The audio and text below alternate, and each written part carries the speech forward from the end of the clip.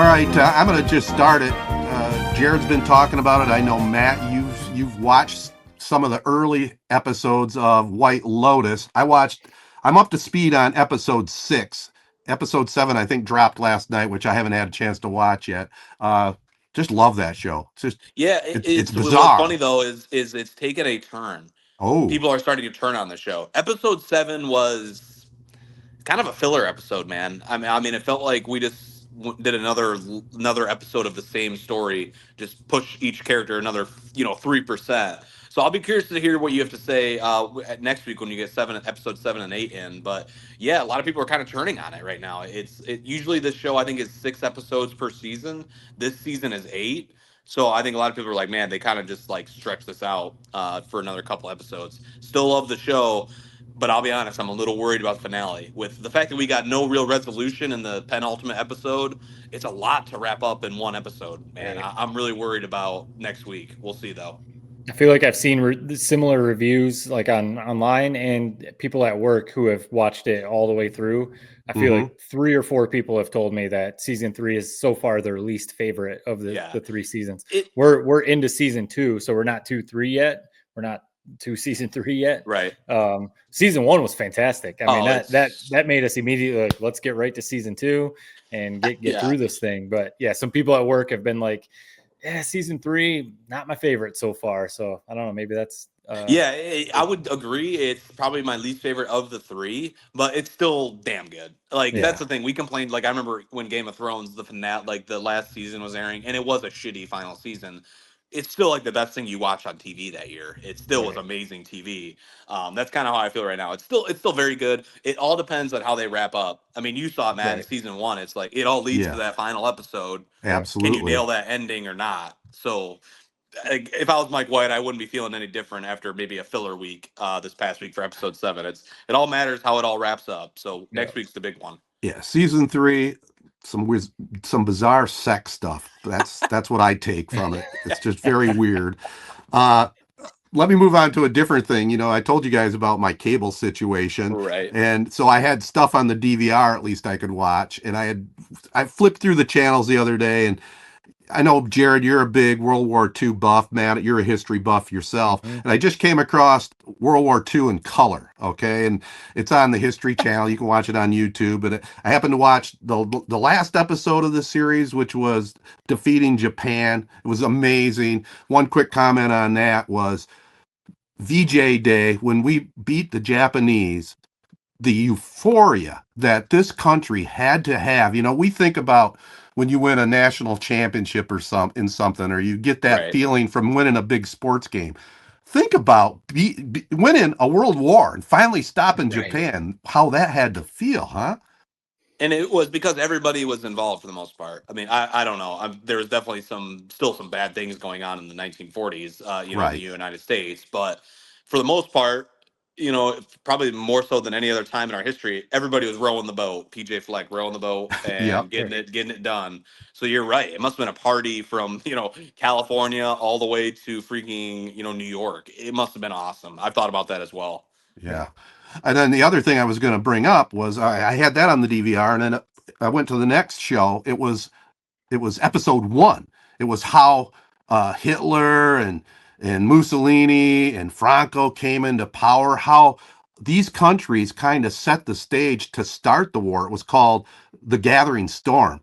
I watched it twice. It was so fascinating to see how all these pieces came together to give them power, and finally the United States had to step in or Europe would have been overrun. That's the debate. Would the U.S. have stepped in if Japan hadn't, antagonized the United States? Might not have. That's what the nuts thing is Japan. It was a blunder. I mean, it was a successful attack on Pearl Harbor, but you really shouldn't have poked the United States. No. All that time that you could have really built, an advantage where you're operating in wartime, it got expedited because they attacked the United States. Where who knows, maybe even if it was another 3, 4, 5 months where the U.S. wasn't involved, like that's big time. So. Yeah, it just was a little bit of a blunder on Japan's side. They didn't realize how much freaking firepower and how, like we just talked about, how the entire country would come together to build this stuff. Right. Like our production just blew them out of the water. Wasn't fair. Isn't there some conspiracy that, I mean, there's conspiracy theories for everything, Right, but isn't right. there a conspiracy that the U.S. knew the attack was coming on Pearl Harbor? Well, but they kind of let it happen to rile up the Americans, kind of like what you're saying. Like, no, exactly. It was like it got everybody operating like, you know, like a 9/11. We saw how that kind of, you know, got everybody into a frenzy. We got to go, you know, to the Middle East. Right. All I'll say about that is, one, I do think it's somewhat possible. Two, you know, I talked about it on that podcast I listened to maybe a month ago, Dan Carlin's show. Mm-hmm. The big things in the war, the queens of war, were those aircraft carriers. And ironically, all the United States aircraft carriers were not at port when Pearl Harbor got bombed. So I don't know. You connect the dots on that, man.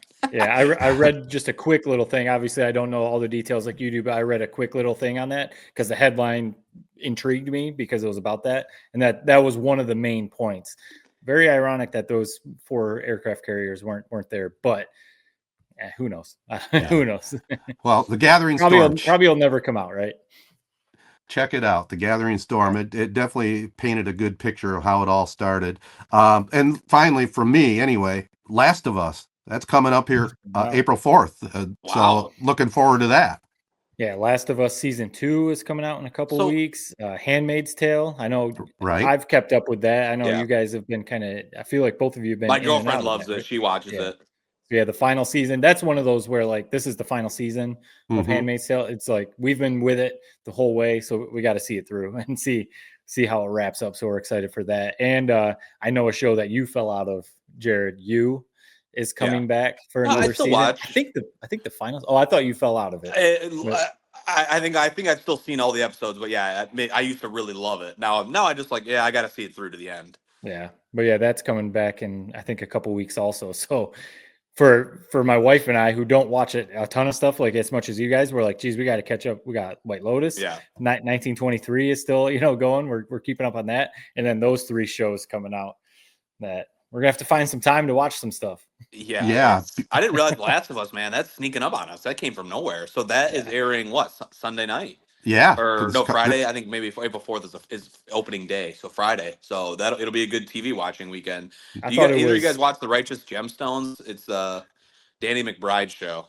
It's it kind of plays off of like the Joel Osteen like mega church type thing. Is kind of a parody of that. It's his stuff is Danny McBride. I've Bill Simmons has this season pass phrase or season tickets. Like Danny McBride, anything he does, I'm gonna be watching. His humor just like matches up with like what I find funny. So I recommend Righteous Gemstones if you're looking for a quick 30-minute episode comedy show. I think it's great. Well, there you go. Our entertainment tips for you. It's it's going to be a good weekend. We got, like we said, the Tigers. There's some shows dropping, and I think we made it through another podcast, boys.